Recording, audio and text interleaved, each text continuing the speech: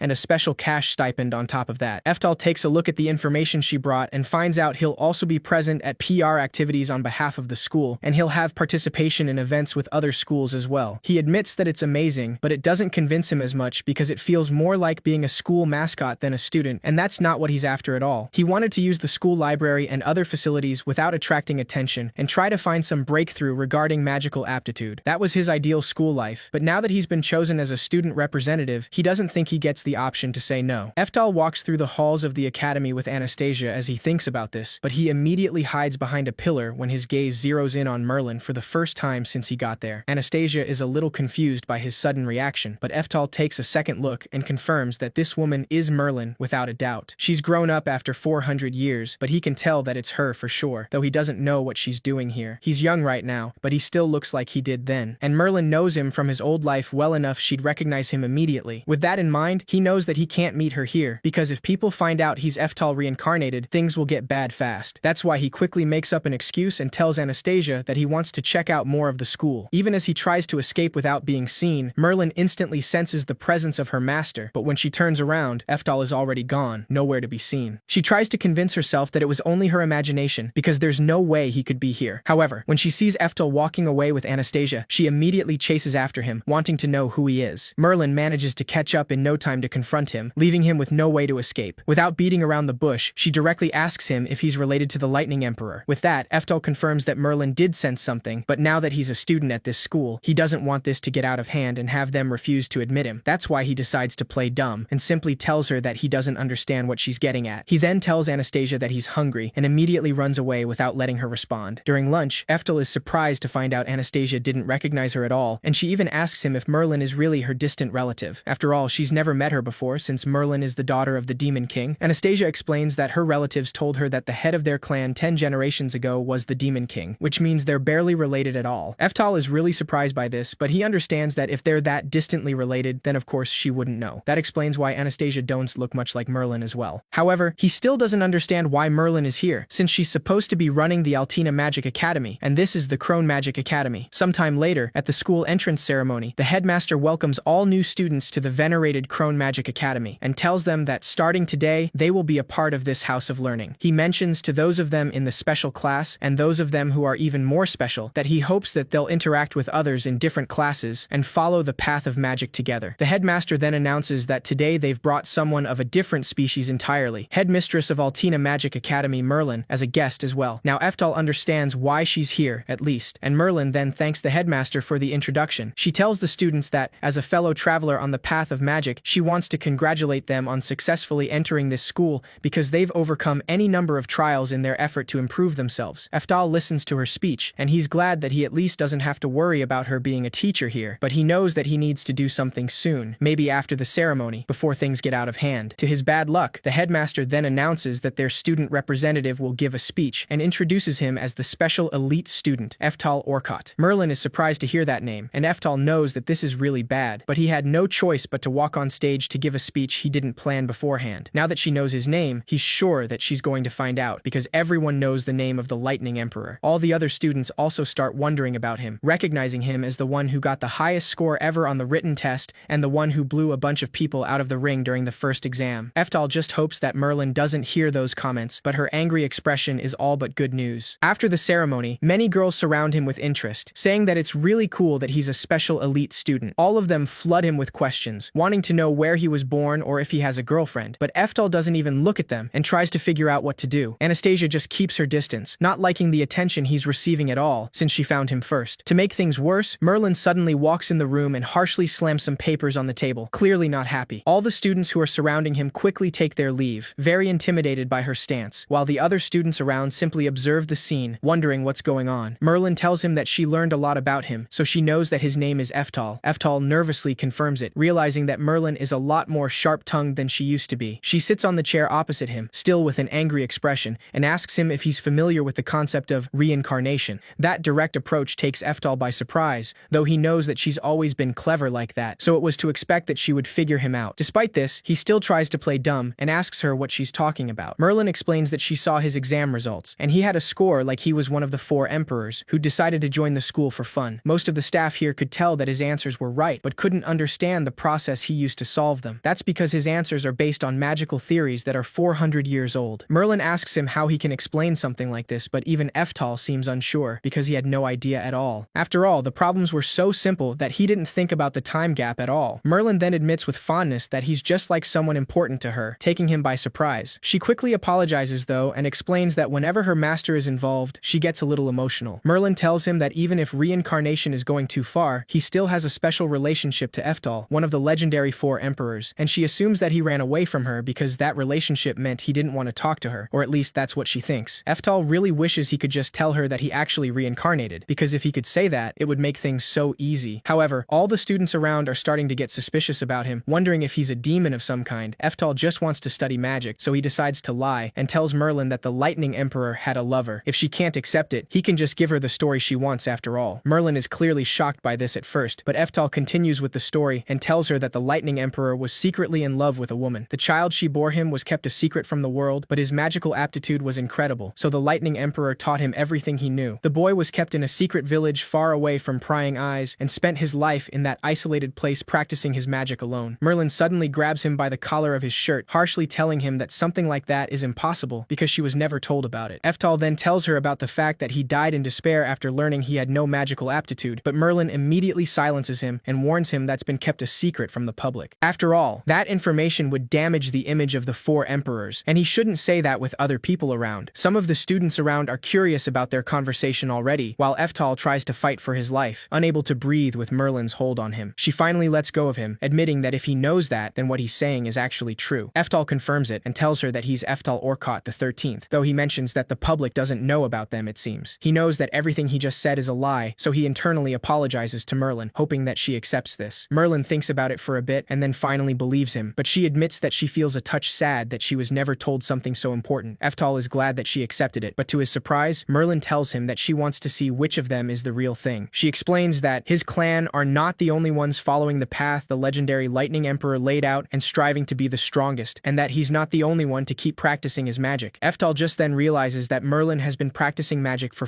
400 years, ever since that day, which means she's a lot stronger now. Merlin asks him if he'll be taking part in this afternoon's mock battles as the special representative, and when Eftal confirms it, she decides to ask him to compare his magic to hers during those mock battles. Eftal is shocked by the proposal at first, and he knows that if he does something like that, he will definitely stand out, and he'll be finished for sure. He knows that he could always refuse, of course, but to everyone's surprise, Eftal decides to accept her challenge without a doubt. After all, Merlin's determined expression makes him realize that his strongest feeling right now is that he wants to see what she has been doing these 400 years. Soon enough, everyone at the academy hears about the mock magical battle, knowing that the new student, Eftal, is going to fight Merlin. All students are eager to see it, because even if Eftal is the special representative, they think he can't possibly beat Merlin, though they can't help but wonder what magic they'll use. Eftal knows that this is an event created so that students can fight teachers, to make the difference in power between them clear. It's the entrance ceremony special mock magical battle, and he accepted Merlin's offer because he wanted badly to see what his student has been doing for the past 400 years. The next day, when it's finally time for the event, the whole academy shows up just to see the battle between the demon hero and head of Altena Academy, Merlin, and the special representative, Eftal. The host announces that Merlin will be showing them the strongest magic herself, so this will be a place of great learning for them. As followers on the path of magic, everyone cheers for Merlin, eager to see what her magic can do up close, and many girls cheer for Eftal as well, wanting to see what he's capable of in person. Anastasia, on the other hand, can't even stand how loud they all are, but she can do nothing but cover her ears, because she wants to see the battle as well. Now that Eftal is standing face to face with Merlin, he can see that she's all grown up, so he wants her to show him the path she's followed. Before the mock magical battle begins, Eftal suggests that they start with a little test of their skills, and Merlin easily agrees, wanting him to show her what he's got. Without hesitation, Eftal casts a level 6 flare burst with no incantation, taking her by surprise. The whole audience is shocked to see this, and even Merlin wasn't expecting him to start with that, especially when he said this was just a little test. However, she still manages to block his attack, and admits that she underestimated him a little. Eftal can't hide his excitement when he realizes that she blocked the attack instantly with a level 7 perfect wall, which was just to expect from his favorite student. Merlin starts thinking that maybe she has to believe his story after all, because there's no way he can use a level 6 spell at that age, and with that skill. Despite this, she clarifies that she has her pride, because even though he may be the 13th of his clan, she is the favorite student of the original Eftal. To prove this, she decides to cast the same spell as him, attacking him with a level 6 flare burst. Eftal then casts the same spell she used to block the attack in a second, lifting a level 7 perfect wall with ease. Merlin is still very confident about her spell, because she has her pride as the original person to learn magic from the Lightning Emperor himself. Eftal realizes that he hasn't seen a level 6 spell of this skill since being reincarnated, so he's actually enjoying this. Merlin, on the other hand, doesn't understand why he's grinning while he fights her, so she decides to step it up and gets ready to cast her next spell, another level 6 flare burst. This spell alone terrifies the students in the audience, and Merlin explains that it normally takes time to reconstruct a powerful spell, but if they truly learn the ways of her master, the Lightning Emperor, they can use high-level magic multiple times with no incantation. To her surprise, Eftal clarifies that he already knows that, and informs her that he's got his spell ready as well. Just then, he casts a level 7 Evil Frost, completely freezing the flames Merlin cast, and making her realize he prepared an ice spell, knowing she would use a fire one. Eftal doesn't waste any time and immediately follows that spell with a level 7 Icing Titan, knowing that the no incantation and chain casting abilities she's using are things he created so he could be a match for the other emperors. Merlin is surprised that he formed that spell so quickly after the Evil Frost, and it's clear that he just wants to see how long she can keep up with his speed. Having no other choice, she casts another level 7 perfect wall, so Eftal praises her quick reaction and tells her that it's time to go even faster. He suddenly takes her by surprise by chain casting level 7 spells, giving her no time to recover. Merlin quickly casts several perfect walls to block each Icing Titan's Eftal cast, but he instantly follows with a giant Icing Titan coming from above. Merlin realizes that this spell's magic is more refined than the others, which means he's most likely testing her right now. Not wanting him to underestimate her, she casts another perfect wall to withstand the attack, trying to hold her ground in the face of such an impact. In terms of refinement, she knows that her level 7 is just as powerful, but even so, her perfect wall starts breaking, and she realizes she's being pushed back. Eftal then informs her that her casting was imperfect, and reminds her that even if the magical purity is the same, she can't block his Icing Titan like that. Merlin stubbornly asks him to shut up, but she also notices just then the way he's pointing out her flaws even in the middle of battle. She realizes he's not pointing them out, and it's more like he's trying to correct her mistakes, in the same way her master used to do it. This surprises her more than anything, but it also motivates her to try harder, so she decides to multicast a level 7 perfect wall, which completely breaks the Icing Titan. Eftal is amazed to see that she was able to multicast a level 7 spell, though multicasting means means focusing her mind on building up mana. With this in mind, he asks her if his ancestor didn't tell her that's why she can't take her eyes off her enemy when she does it. In less than a second, Eftal is right above her with a spell prepared, but to his surprise, Merlin informs him that her ancestor did tell her that, and she then casts a level 8 spell, Teleport. She easily disappears from his sight and attacks him from behind with a powerful flare burst, not giving him time to react. The whole audience goes silent, completely stunned after witnessing this, but Merlin's confident expression soon changes to slight disappointment when she realizes she couldn't beat him even with this spell. After all, Eftal assumed he'd be attacked from the behind and prepared a teleport spell as well. Merlin just laughs at this, admitting that he uses the same techniques as her teacher, which she's been practicing for 400 years. Losing to someone with those techniques and the same name should be frustrating, but since he looks so much like him, it makes her so nostalgic, she can't help but smile. Eftal smiles the same way, and Merlin tells him that she'll use her most powerful secret spell to end this, so if he can withstand this, she'll admit defeat. Eftal easily understands that she's not giving up yet, so he doesn't plan to stop her. Since there are no objections, Merlin doesn't waste any time and casts a level 8 spell, Thor's Hammer. Eftal is surprised that her secret spell is just Thor's Hammer, since it's just a normal spell, even if her magic is refined. He easily dodges the first attack, wondering what's different about this spell for her to call it a secret one. Eftal soon realizes that Merlin is using multicast with her left hand as well, so he assumes that's her secret spell, though he actually saw it coming. However, before he can defend himself, Merlin also multicasts the spell with her leg, taking him by surprise. The only thing Eftal can do is dodge, because he can't believe she had a trick like that up her sleeve. Merlin then uses her other leg as well, quad casting a level 8 spell with ease. Eftal is excited to see that this is her secret technique, and he can't help but laugh with joy, because this is what he was expecting from his favorite student. Merlin starts levitating as she charges the electric spells, and Eftal thinks she's truly amazing, considering he never saw something like this even when he was alive before. He remembers all the moments he lived by her side in his other life, understanding the reason she's his favorite student. Now that he can see her like this, he knows that she's been working hard these past 400 years since he died, which means he'll have to answer her 400 years with all his might as the Lightning Emperor with his level 10 original spell, Eftal. Merlin is casting one level 8 spell for each of her limbs in the air, and he considers that's not bad at all, because a normal person can barely do 2 spells at once. He waits for the right moment to attack, and when Merlin is finally ready, she asks him to show her he can withstand this, and casts 4 level 8 Thor's Hammers at once. Eftal admits that it is a wonderful thing to see his student grow, but he doesn't plan to hold back, so he casts his level 10 Eftal, summoning a powerful lightning bolt from the clouds. This spell alone is so huge it blinds the whole audience because of how bright it is, and Merlin can barely see what's happening. It's an impossibly powerful blast of lightning, strong enough to absorb Merlin's Thor's Hammer. She can't even believe what's happening, because it should be impossible for anyone to do something like this. However, when she sees Eftal smiling like that, she realizes the only one who could do this is the Lightning Emperor himself. She saw it with her own eyes 400 years ago, after all, when he saved her from that monster in the forest and then reprimanded her. It was the first time she saw him casting that level 10 Eftal, and the sight was as blinding as it is now, so she never forgot that moment. Knowing that she can't withstand such a spell, Merlin simply closes her eyes, accepting her defeat. Just then, Eftal uses Magic Cancel to nullify his own spell and Merlin's, making it disappear completely. All the students and even the Academy's staff are shocked into complete silence, trying to process what just happened. Merlin's body slowly descends to the ground as she realizes Eftal canceled the spell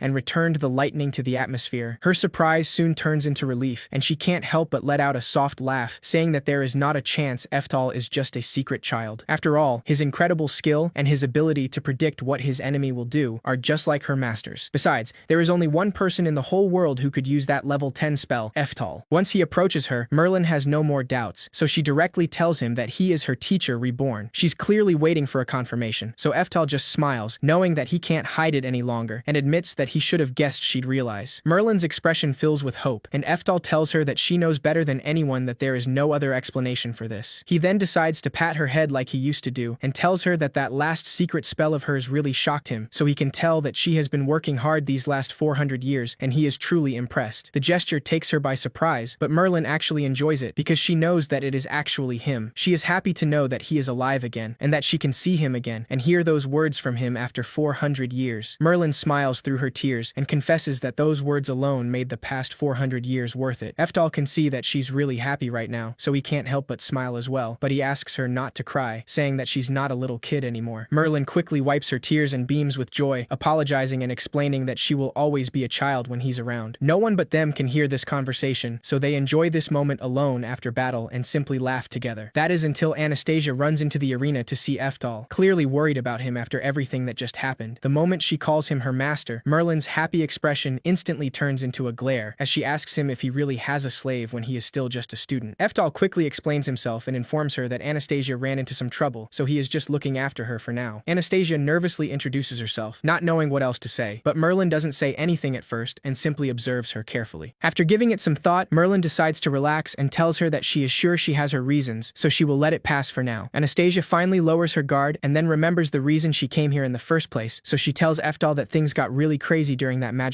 mock battle, but they got even crazier after it. Right after she gives him that warning, Eftal turns around and sees all the students from the academy, and even the staff, running towards him with excitement, saying that what he did is incredible. Even members of the teaching staff from other schools ask him to become a teacher at their institutes, wanting him to teach their students all he knows. Some others also ask him to present the spell he used at the next Magic Academic Conference, since they have never seen something like that. Eftal panics a little when he sees everyone approaching him so fast, and he soon realizes he is completely surrounded. It doesn't surprise him though, and he admits that he should have expected that reaction from them after doing something like that. They were easily surprised by a level 6 and a level 7 spell after all, so it is no wonder they went crazy for a level 10. Given what he knows and what he can do, Merlin decides to ask him why he came to this school, since she doesn't think there is anything they can teach him. Eftal explains that he just wanted to study magic as a student here, and there is not much to add to that. Merlin doesn't question that simple answer, easily understanding it, and considering that is all there is to it, she tells him that they should get out of here right now in that case, before the others reach him. Eftal is a little surprised by that sudden offer, since he has no idea where they would go right now. The crowd is rapidly getting closer to them, so Merlin just takes his hands and assures him that she has a plan, so he just has to trust her. After taking his hand, she simply starts running and drags him away with her, helping him escape the crowd and the crazy staff who wants to recruit him for other schools. Anastasia doesn't understand a thing, but Merlin doesn't give them any explanations, so she has no other choice but to run after them, not wanting to leave Eftal alone. Soon enough, everyone is chasing after them, wanting to reach Eftal as soon as they can. Merlin continues running with him until they lose each one of them, and when no one is in sight, they walk more calmly along a road beside the forest. Eftal observes their surroundings and admits that they have come a long way, but Merlin assures him they are almost there. As they walk, he takes a closer look at the forest around and realizes that this place is actually kind of familiar. He doesn't say anything about it though, until Merlin finally informs them that they have arrived. That is the moment Eftal sees his old mansion, a place he still remembers very well, and it brings him memories from his past life. It looks almost just like it used to look, so he can't help but smile with fondness when he realizes Merlin has been looking after this place for 400 years. As he contemplates his old home with appreciation, Merlin tells him that he can wait here until she finishes the paperwork. Eftal is not so sure what she is talking about, so Merlin informs him that she will file paperwork saying that he and Anastasia are her adopted children and apprentices. This information surprises them both, and Merlin happily tells them that she will make sure the paperwork gets done as soon as possible. Eftal is still clearly surprised, not knowing what to say, so she quickly explains that now he will be able to use the Academy's facilities anytime he likes. This is exactly what he wanted, but Merlin actually looks more excited than him, because she never dreamed she would get to go to school with Eftal, and she can't wait for school to start. She doesn't hide her happiness and tells him that they will need to get him a new uniform now and make all the arrangements for it. Merlin is clearly getting ahead of herself, so Eftal quickly stops her and asks her what she's saying. After calming down, Merlin informs him that she will use her authority as head of Altena Magic Academy to allow them to enroll there immediately. Both Eftal and Anastasia are surprised by this, realizing that they'll go to Altena Magic Academy now. Merlin confidently tells them that she thinks it is a great idea, because that way she can go to school with Eftal, eat lunch with him, study at the library with him, and many more things. Eftal gives it some thought, knowing that if he goes to Altena, then he'd be able to pursue magic all he wants as a student without worrying, especially with Merlin as the head of the school, since she knows his secret. With this in mind, he decides to accept the offer and thanks her, giving her a warm hug that takes her by surprise, and Merlin just asks him to leave it all to her. Later on, while Merlin takes care of the paperwork, Eftal decides to look for something in his old mansion, exploring a secret dungeon with Anastasia to find a treasury. After all, since he can use a sword now, he realized there was one that he wanted. Anastasia asks him if it's okay for someone like her to go with him, and Eftal simply reassures her, saying that it's totally fine. He mentions that Merlin will be busy handling their enrollment papers until afternoon, and she said they could go anywhere they like. As they advance down the hall, a genie suddenly appears to block the path, saying that no one will pass beyond this point. He assumes they're just little thieves and asks them to get lost before they get hurt. Despite how intimidating he may seem, Eftal calmly tells him that they're not thieves and asks him to move, explaining that he's just come to get his katana, Raikiri. His confidence infuriates the genie, who asks him how he dares to say that the Raikiri is his.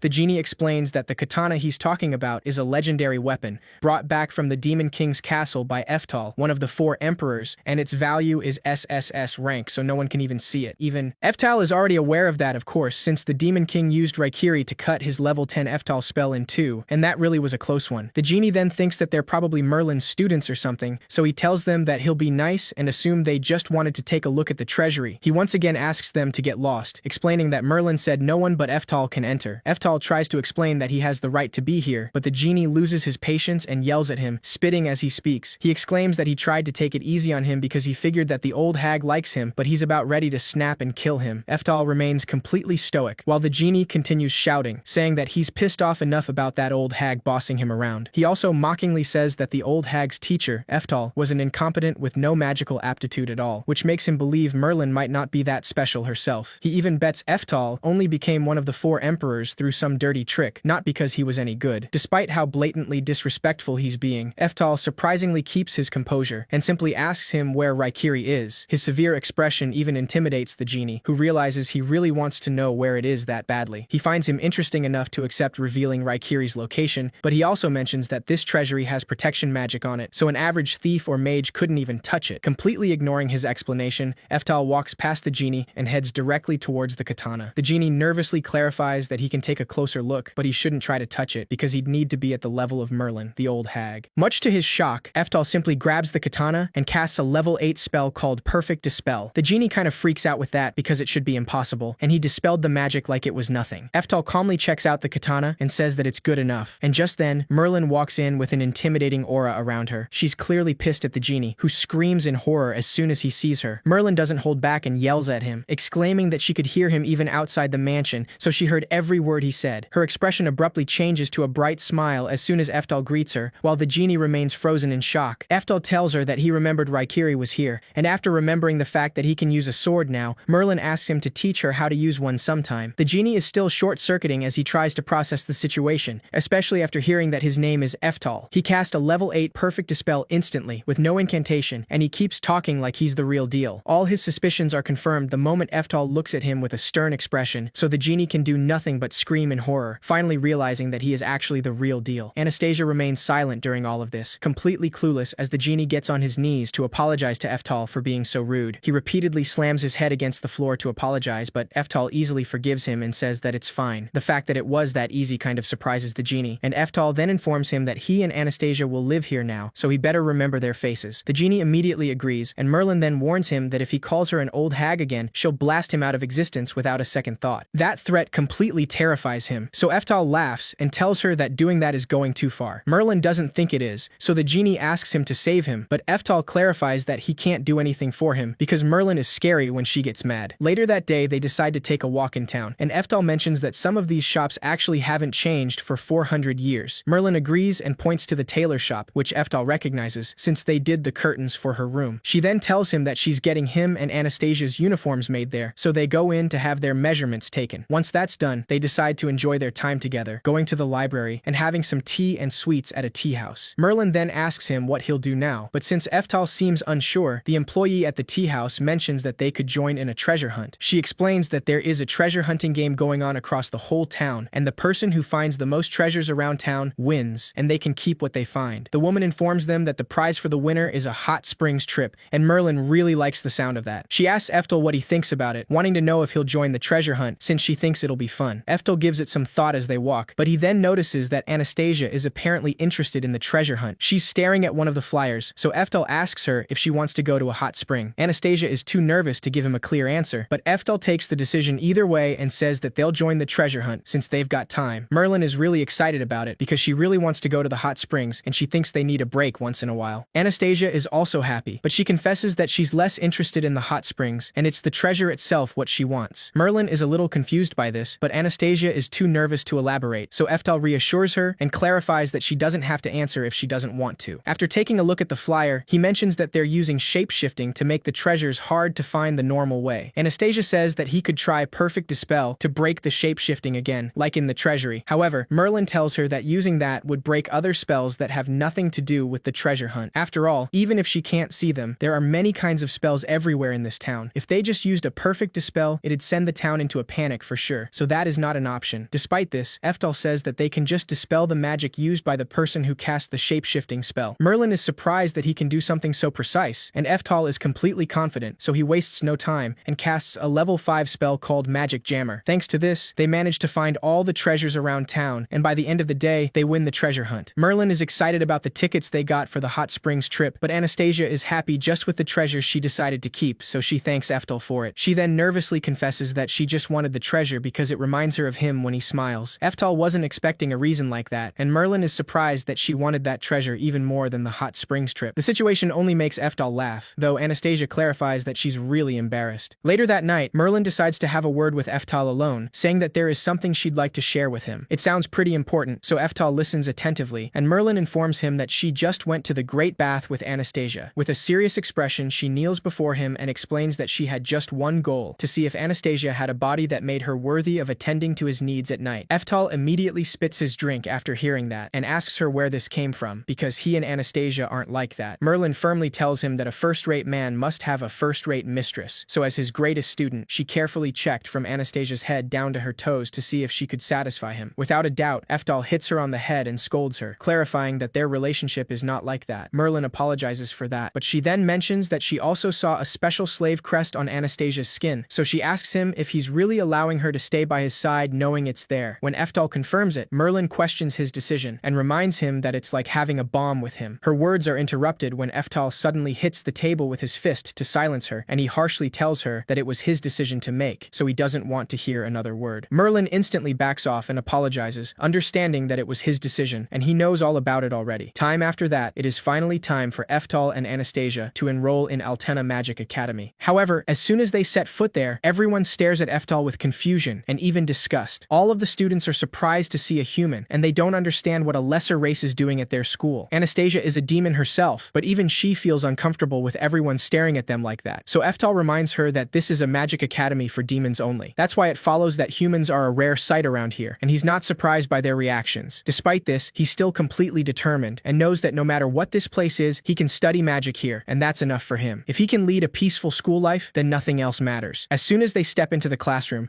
the demons there are surprised to know that the new student arriving today is a human. Just like the others, they don't understand why a human is here, since it simply doesn't make sense. Anastasia isn't a problem to them, but they definitely can't have a human with them, because they know that a lesser race can't really keep up. Everyone is murmuring things, but only a student named Abe Portes talks to Eftel directly, telling him that he does smell that human stink on him. Eftel simply ignores him and decides to sit down, but he soon realizes Anastasia is frozen in place, with a rather terrified expression, though she assures him that it's nothing. Another student named Maria approaches Eftel directly as well, and asks him how he was able to attend here. Abe doesn't even let him speak and tells her that he's probably some important human person, so he probably paid the school committee enough for them to bend the rules and let him in. Eftel doesn't say anything, because he is not totally wrong, which kind of makes this awkward. Abe asks him if he really thinks that after getting in like that, a lesser race like him can keep up. Not wanting to complicate things, Eftel simply smiles and tells him that he'll do his best. Despite his attempt to be friendly, Abe easily snaps at him and asks him if he has any idea how hard it was to pass the test to get here. After all, this is a school for the elite, superior races like demons and elves, and they're not supposed to study next to a lesser race that can barely use magic. Eftel calmly decides to ignore his words once again and takes a seat next to Anastasia, knowing that it's useless to argue. Maria then approaches him again to apologize, saying that she thinks Abe was rather extreme or vulgar. Even so, she clarifies that it is true that humans aren't liked here, and she doesn't discriminate against other races, but she does discriminate based on talent. Her pride won't let her be in the same class as a failure, and she's sure he can barely use any magic at all, so she advises him to try to stay out of their sight at all times. Maria leaves without another word, and Eftel recognizes that she's right, because demons have more potential for magic than humans, like Fraser was when he used his level 2 spell, and how Anastasia said she was bad at it but could still use a level 3 spell. That is one fact that hasn't changed in these past 400 years. Soon enough, Merlin walks into the classroom and asks everyone to take a seat, saying that they're starting homeroom. The whole class is surprised to see the headmistress of the academy herself in their classroom, making it clear that this is a rare occurrence. Merlin mentions that before she introduces their transfer students, she's announcing an instructor change as well. This takes both Eftel and Anastasia by surprise, because this isn't what they had discussed. Merlin doesn't let them question her and announces to the whole class that she, the Dean of Altena Magic Academy, Merlin Orcott, will be instructing them directly. She smiles with mischief, and Eftel already knows what she's doing, though he doesn't like it that much. The news causes commotion among all students, because they thought she was basically dean in name only and didn't actually do anything. They're all excited about the idea though, and they consider themselves lucky for this. While everyone wonders why she's teaching them now, Abe confidently stands up and assumes that Merlin heard rumors about his talent and decided she wanted to instruct him personally. No one even questions that a little, because they think it actually makes sense, considering who he is. is. However, to their surprise, Merlin simply asks him who he is, making it clear that she has no idea what he's talking about. Abe tries to hide how much that offends him and informs her that he's Abe Portes, the student with the best grades in the class. Merlin clarifies that she didn't come here for him, and then points directly at Eftal, saying that she's here for him because he joined their school today. Everyone is shocked to hear that, and Eftal doesn't think that was a smart thing to say, since all the attention is on him now, something he was trying to avoid. Abe is outraged by this, and he doesn't understand why the dean came to instruct a human personally. He can't possibly accept that, so he assumes that Eftal is the child of someone really important. That's how it seems to him, because it's the only reason a talentless human could possibly be here. After hearing this, Merlin simply tells him that only third-rate mages think in stereotypes like that. She then asks them all to listen and to look at Eftal carefully, letting them know that meeting him is the perfect chance to destroy any preconceptions they have about humans. Eftal can barely contain his frustration at this point because he doesn't know what Merlin is thinking, and he doesn't like this at all. Despite this, Merlin doesn't notice how upset he is and tops it all up by asking him to go easy on them all, addressing him with respect. Everyone in the class goes crazy after this, so Eftal shrinks in his seat and silently says goodbye to the peaceful school life he was hoping for. After class, Abe and other students confront him to ask who he is, but Eftal doesn't know how to answer that. Anastasia, on the other hand, secretly listens from outside the classroom, clearly worried about him. Abe simply says that Merlin is doing volunteer magic classes for human kids, and rumor has it she teaches the most handsome young male students personally, which means Eftal is that old hag's little plaything. The only thing Eftal tells him is that he shouldn't call the dean an old hag, but Abe threateningly asks him if he's telling him what to do. Having no choice, Eftal denies it to keep peace, thinking that this situation is a pain. Later, it is finally time for their class activities, and Merlin informs them that they'll be discussing who will participate in the interclass battle. She mentions that this class has filled every slot but its magic swordsman, so she wants to know if there are any volunteers. Eftal immediately hides when she looks at him, because whenever a fight's involved, the other him gets way too excited. Since no one is volunteering, Merlin tells them that this is going to have a big effect on their grades, so there's no need to hold back. She clarifies that they can volunteer, or someone can even volunteer for them if they name them. After hearing this, Abe decides to volunteer, and no one is surprised since he's the best swordsman in the school. Eftal is relieved for a second, but that's when Anastasia suddenly raises her hand and nervously says that she volunteers Eftal as a candidate. Having no choice, Eftal has to face Abe for the Altina Magic Academy interclass tournament selection. Merlin announces to the other students outside that they will hold a mock battle to compete for the position of magic swordsman, and the most powerful of the two will be selected. Before the mock battle begins, Merlin reminds them that magic is forbidden, so they have to show her their strength with a sword and nothing else. Eftal isn't excited about this whole thing at all, and he simply doesn't understand why this keeps happening. He glances at Anastasia, who can't even meet his eyes without showing guilt for some reason. Right before the mock battle begins, Eftal is still distracted, so Abe gives him a warning and asks him to get his sword ready, because he won't be happy beating someone who isn't even holding a sword. This gives everyone a good impression of him, since he's fighting fair and square, and they think that the human is scared. Eftal recognizes that Abe looks strong, which is perfect, because he can feint with a light kick and have Abe dodge it. Then they'll fight for a while, and he'll eventually lose on purpose. Eftal's plan completely crumbles apart as soon as the battle begins, because the kick that was supposed to be a feint actually hits Abe's face. This leaves everyone in shock, including Eftal himself, because he didn't think it would actually hit him. It was just a feint though, so he thinks it can't possibly have done that much damage. However, Abe instantly passes out, and Merlin announces that the winner is Eftal. No one understands what just happened, but Maria thinks that she just figured it out and explains that Merlin is probably trying to change their magic swordsman curriculum. After all, she's heard humans can't use magic but are fantastic at melee combat, so she thinks that's why Merlin brought a really strong swordsman. That would also explain the special treatment and why Merlin is teaching the class herself. It's the only thing that makes sense,